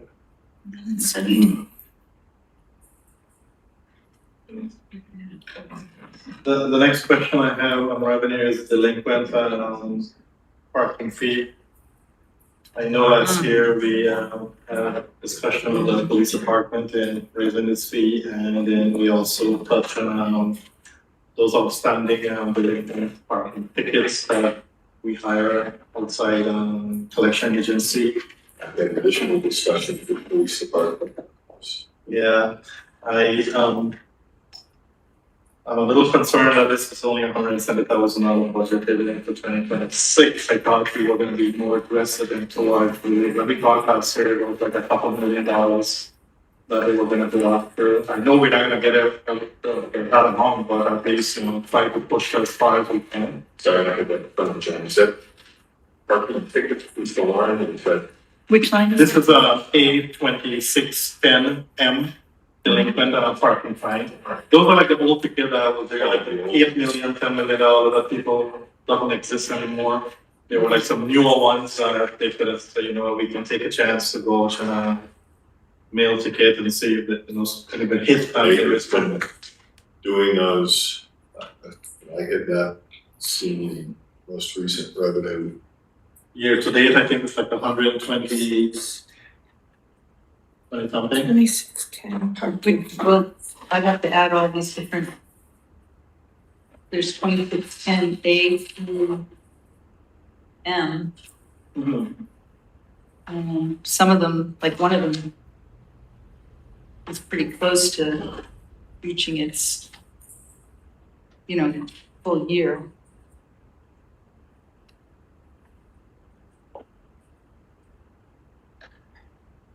Yeah, actually, a couple of them are. Yeah, the recovery effort year to date is 122. 122,507.25.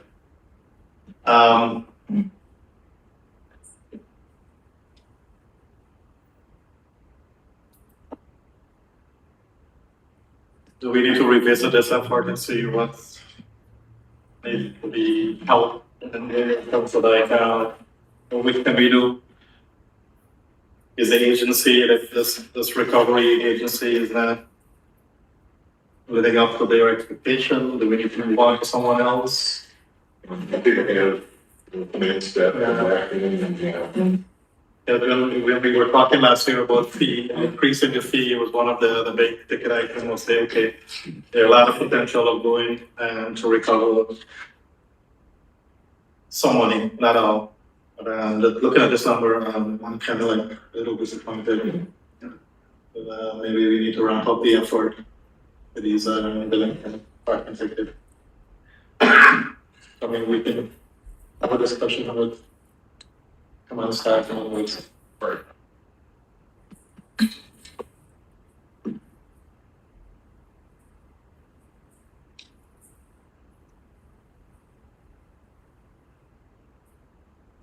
The next item I have a question with revenue is a speed sign, and this is the camera on the school. We're budgeting $2.3 million, I think look at my actual, what is our actual for this year? This is new? Nothing. Well, I think there's activity going on with cameras. Well, so there's. 26. There is, That's the One bus is the patrol. speed camera, and there's the bus patrols. yes. So the speed cameras on the buses, Oh, they are revenue that's coming in. That's the bus That's- patrol safety fines. What is that? bus patrol, Bus patrol safety fines. 2610N. Which went down. It's year to date, 243,147.5. So we're at 40. Yeah, sorry, I have. So we're dropping that by, estimate to $200,000, so we're thinking that based on trend, it's gonna lower. Alright, well, these. People gonna step past all the These are the buses. numbers that- That's what's happening when you do the enforcement, you get high level compliance. That's what I think it is too. Yeah. That's what I wrote as my note, that it probably was about increased enforcement. One would hope. My next question on revenue is the sale of houses. Last year we budgeted 4.5, we're budgeting probably gonna say $3 million. Yeah, don't think we can do better than that in terms of ramping up sales and achieving a higher number, We're assuming 4.5. more people are gonna pay their taxes, so we're gonna be doing less foreclosure. Well, we're gonna have some foreclosures. But the ability to make money on the foreclosures is less because of that federal court case and the change in state law. The other component where I budgeted last year were some of those big ticket items that are still out there floating. We're hoping to close still this year. So it's Schenectady 40, and the property sale, $100,000. But if you don't close those sales in 2025, we're making a little bit in 2026, so should we anticipate that it doesn't happen in 2025 and budget for it, those high ticket numbers? How was looking, kind of like one of the discussion of revenue? The Schenectady 40 sale, again, subject to some litigation. I feel more confident that that will get budgeted in the 25 numbers. That other property, Rotterdam has lifted their moratorium on solar deployments, that's what was gonna go in there. Mhm. And the company had the purchase offer on that, it's been less than aggressive in terms of closing on it. I don't know if you've heard anything recently on it. Well, not recently, but we talked about it, a while ago, because we couldn't go forward with it. Do you want me to reach out to them? Well, the moratorium was still in place. Right. And they lifted the moratorium, they still have a permitting process now that is more restrictive. So, yeah, if we haven't reached out, we should reach out to see if, in fact, they're interested, or see if there's some other option for that tract of land. Yeah, there's potential revenue there that we can, estimate into 2026. Help us with this budget, that's a major concern for me with house sale, because yes, we're not gonna have a ton of foreclosure, but at least we're gonna put, get them ready and turn them over and expand our tax base, at the same time selling them and making some money. Any question on that, folks? I just wanna say, I wouldn't like overextend the amount that you imagine will come in through foreclosures. Like at one point during my time, we had 3 foreclosures running at the same time. Some of that was because things were stalled during COVID. And so like one of them was still going because the city couldn't foreclose on them at the time, and so time passed as well while they weren't foreclosed on, and so there's a lot more taxes and interest due on some of those properties that had just sat for a while because of the moratorium during COVID. So that's not gonna be the case going forward, we just keep running We new keep foreclosures rolling. each year, and all that cleanup work, some of it was started prior to my corporation counsel's office. It's just not gonna exist anymore, the amount, if anything, will probably, it's like the mayor said, it may actually go down from last year, I guess, the numbers in front of me, but So we don't know exactly. presently in the court, you have a set of, you have a set of foreclosure in the court system. Right now, we have one pending, and then we have one we're probably gonna be done with pretty soon. And what do you mean done in the court judgment? Yeah, we did the default judgment already, so we just have to file the motion for summary judgment, and that will be for the rest of the properties in that particular foreclosure. So then we have another one that we started, recently, or earlier this year, we filed the list. So we've been waiting for title reports, that's just about done. So then we're gonna start with the redemption periods, and eventually we go for the judgments. But the amount due, because there's not that cleanup anymore, properties that were lingering through COVID isn't gonna be as much, because it'll just be a few years back instead of some of those properties were, 5-6 years because of the moratorium. I'm looking at the timeline, when is your next filing? So at this point, we are gonna, probably in the next month or so, we will, we'll send out the commencements, the notice of commencement that begin. You start with the list, you do title reports, and then you send out the notice of commencement. That sets the period for redemption. So that'll be, you have to give 6 months by law, you still need 3 months, so that's also extending time. So now the people will get 6 months, and then from there, we would then, anyone who hasn't paid, and a lot of people are paying right now, because property values have gone up, most likely, I would assume that's why a lot of people were paying in the redemption period, which wasn't the case, to my understanding, in the past. There's just so much equity to lose, they don't wanna lose it, and then you see all these people trying to redeem late because the equity, but in the end, so the revenue isn't gonna be what it was, probably. So I'm looking at the estimates here, not pinning you on anything, but 1, 2, 3. We talk about one through the court, another one is filing, and anticipating another one. Do you think that we can achieve all 3 of that set of foreclosure by the end of next year?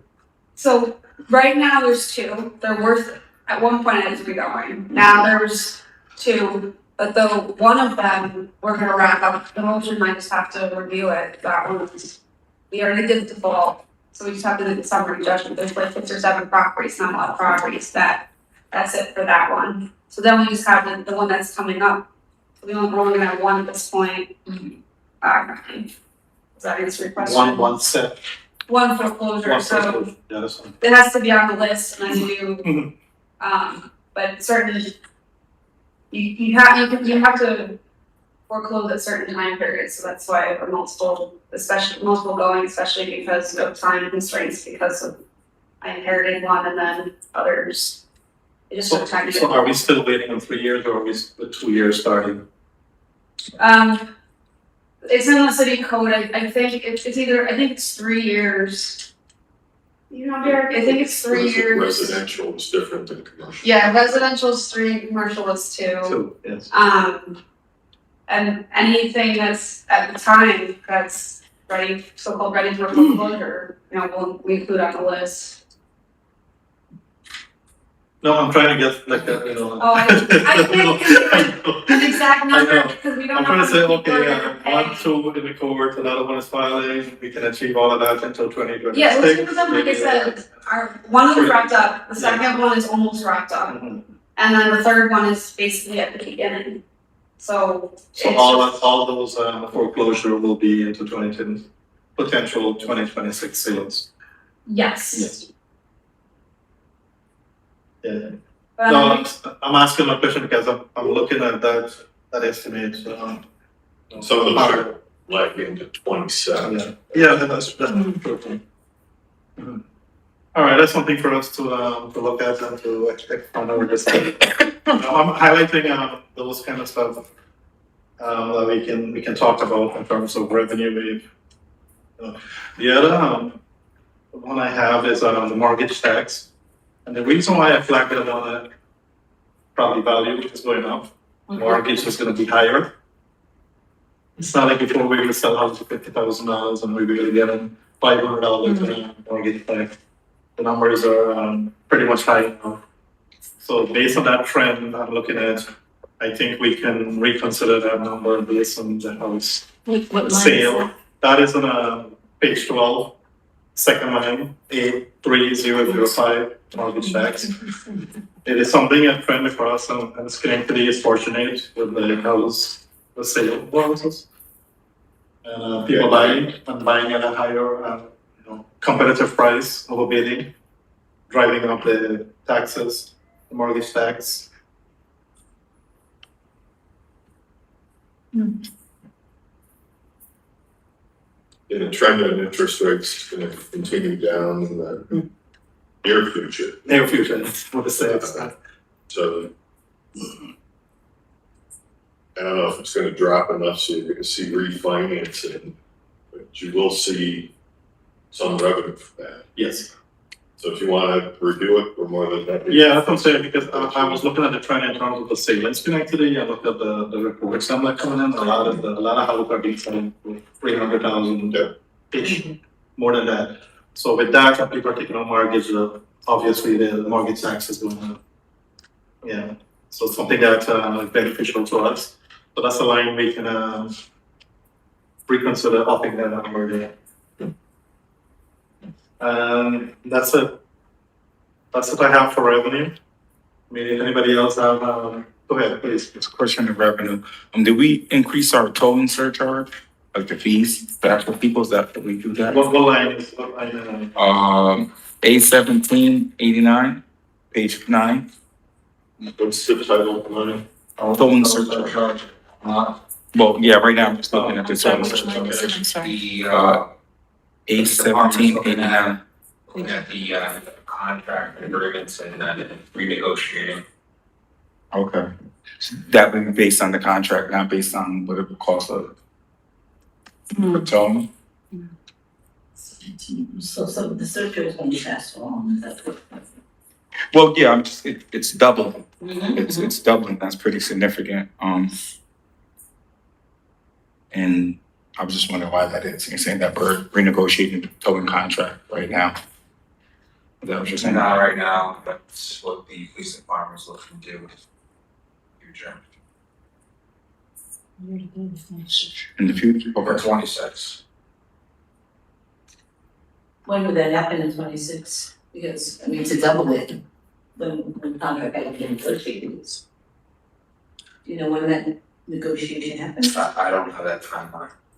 Could you give us that information?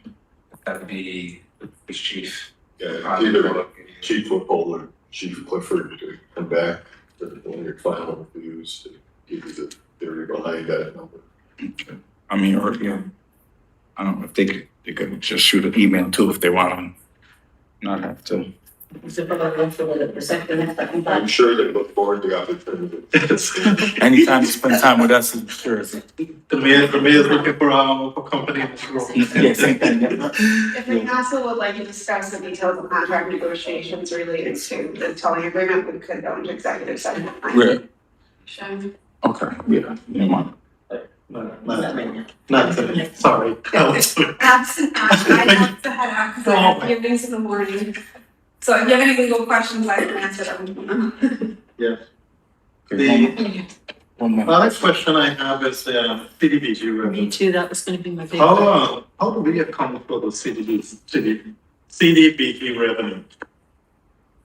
Is it always have to be outside of the budget? Not inside the budget? Or am I, It's a separate grant that comes in and then there's two aspects of it. What do we use internally for city operations? And then what do we award to community groups, other projects or other vendors. Some of it's reflected in there, on page Yeah, page, 10. page 10, yes, but that's all that is, accounted for here. That's all the revenue that the city received. Get on that, looking at the line with sports development staff. Yeah, it's not full finance development, just four, Yeah. revenue lines. And then one is completely removed this year.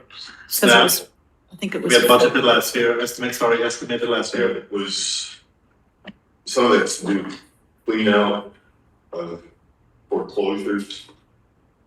And the departments had not cross-billed it, so there's surplus in that account, so we're looking for the round of foreclosure to use that to go in and clean out the houses. Allison's gonna put together some small contractors that would benefit from that. So the cleaning up these properties, it would be, contracted out. Yeah, to go in, is people, they don't know our new garbage fees and they don't want the stickers. And they leave a lot of stuff in the houses, so we have to go clean them out. And some of it is to make the house more attractive. Unfortunately, under the rules we work under, they will sell for more, but we won't necessarily reap the benefits of it. Well, and this is going back to our discussion over the years in terms of documenting all our costs. And that is still being tracked Yes, across yes. police, fire, Yeah. OGS, Department of Development. So, I mean, it is something that we talk about in terms of tracking our costs. So sometimes I'm kind of like worried about if we can track the costs and the time that we have spent to do all the work associated with that property, I think we might break even. If someone to come and say, well, hey, we have X amount of money. But I hope that is tracked and preserved for future years. Doing a very good job because I want to get every dollar we can out of the sales. Exactly, and because we do not want to give back. Our year-to-date is zero on both those lines, on A and C. Well, I was wondering about that also. Why is that, Commissioner? That would be a development question, why it's not being drawn down. Can you find out for us, please, Wasn't as a follow-up question? this, and could be wrong, wasn't this like in a different department at one point? Then this was move over to development, no? Is that- No, this is always relevant. No, not C, okay. Yeah, it is. Essentially, the money comes in from CDBG, but different departments like finance gets paid, some of their staff. Sure, Enforcement. yeah, okay. I was like, we're gonna put them up now. There's I'm staff concerned about that too. positions that they realign with actually. Okay, thank you. Well, Mayor, we currently have someone who's, we consult to give us the estimate. Is that still on? Estimates for, To list that property? so it is still done in-house. In-house. We don't, they're doing outside the contract. You're still on the homes thing Yeah, instead of CDBG. CDBG, yeah, CDBG. Well, yeah, because that's, if we don't get that revenue. I thought there was something before us, the council, in terms of hiring someone to help us with estimate some. We've looked at different things. but Yeah, We have not been putting somebody out doing code estimates. okay, that's what I'm trying to, yeah. We've been not in-house unless if you're aware of somebody, I'm not aware of anybody. Okay. All right.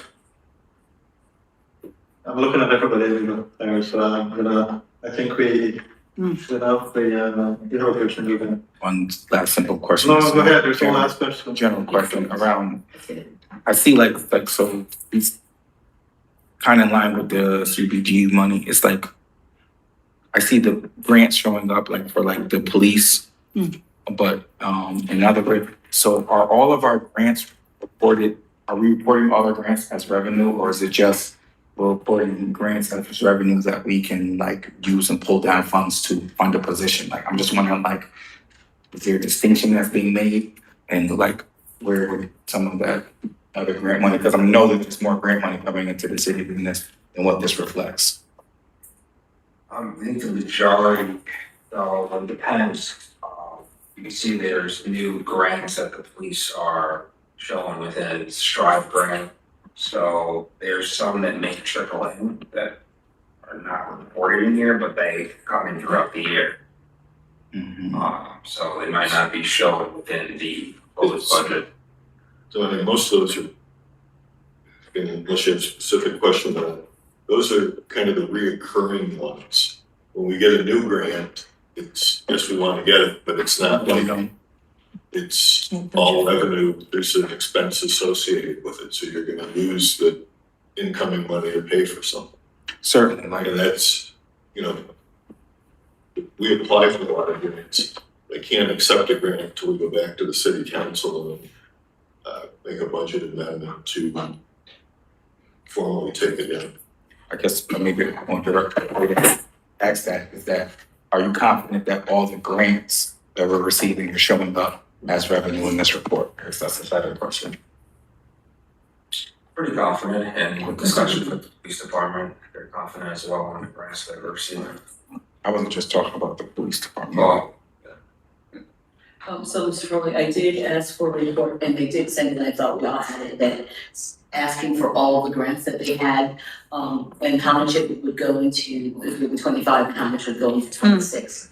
And generally speaking, when they when they present for the grant before, so tell you how much is gonna go to staffing. So I think that's where a lot of it shows up. I guess we can get the breakdown. I know we have every time we get grant, but if you want a breakdown, like how much like actually goes into staffing and then goes into this budget or other places in the budget, is that what you're asking?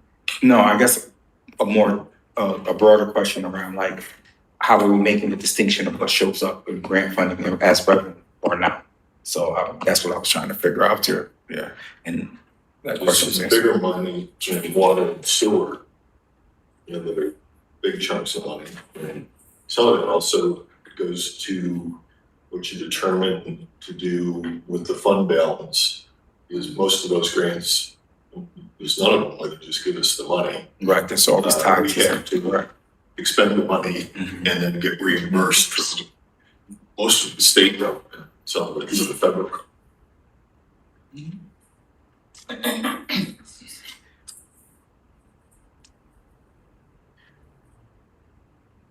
So,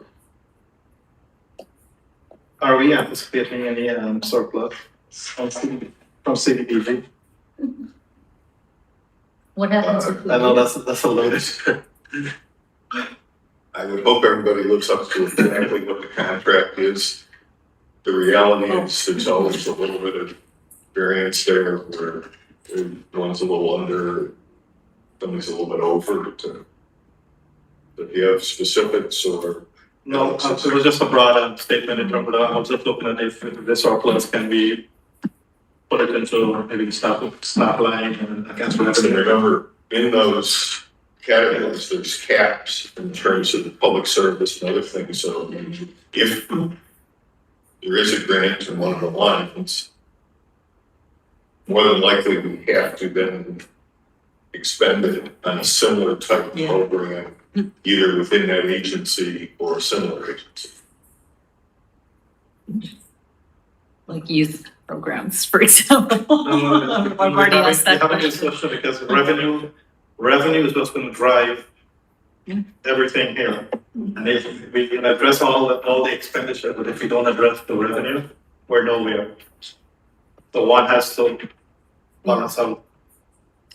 The other thing I want to talk about, I had a conversation and was asking a question today, and in terms of the aggressive approach in using officers and less peak time, 3 to 7, to kind of do the, what do you call the license plate readers, carrying people without standing parking ticket, or people, parking on the wrong side and things like that, during the morning now when there's not a rush for a call, and they've been generating some pretty good revenue.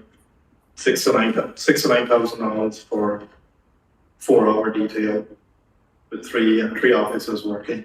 Yes, So I have to commend them for this. I mean, and that's some of the technology, Yeah. the LPRs that are in the so car. this was shared to, this was shared to everyone? No, I did, I think. I don't that think this so, was Lynn. shared. Chris? I don't think If so. not, I am gonna share it. We can bring in a, talk about the recovery. Either available tomorrow or Wednesday. Just, just again, and give us a brief on, where it stands on what different approach we can take in terms of this recovery. But, I have to say that, I mean, additional revenue is coming in every year, so you multiply this $6,000 to $9,000 every year for 6 days a week, over 365 days. So, I mean, we have to look at what they're doing here in terms of the line for the the fines, parking. So that is something here, we have $900,000 budgeted there. I mean, if they continue with this aggressive approach, so the people who are not paying their ticket, which they're doing here and of that, I think we should look at the numbers. Adjust. I'm just always pretty cautious about, I don't want to estimate revenue. Well, it's an estimate. It's an estimate hoping that we can achieve it. And that's what it all. That one sounds really reasonable. But anyone, John, review it, more than happy to review it. Again, some of these estimates were put in June, July, so we have 60 days more information in terms of collections, and some of them, hopefully they're all going up for revenue. Sometimes that's not always the case. We always hope. It's an estimate and we just hope that we can achieve it. If we don't achieve it, then we make amends and move things around in the future. I think each department has to continue to drive that. So, get revenue and the police department is doing it. Expand more in terms of collection across the board. Any other questions? Seeing none, we can reconvene tomorrow, 5:30, right here, room 110. So the expectations for tomorrow's meeting is that to fine tune like amounts and then start to put figures in place. We only have a few more meetings and we have that November meeting. Go tomorrow. Adjust some things from here. Sorry. Will we do that? when we I come together? encourage everyone, please, come to the table, there's nothing, ask questions, make suggestions. We need to identify revenue and how we can offset it with costs as we look at able to be flexible and achieve something. The goal is to have a budget this week. So let's just come to the table, let's be flexible and let's work. And ask questions, please reach out to the mayor, reach out to me. And let's have your question, have your suggestion on the table.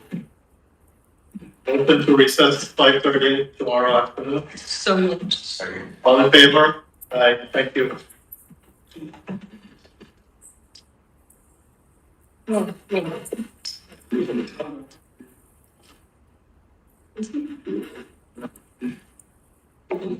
Man, this was sad. Can you pull it up on us?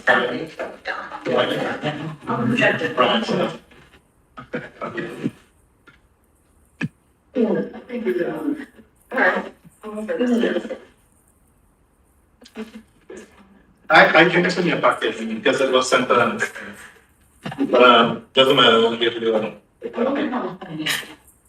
Can I give you this back? Thank you very much.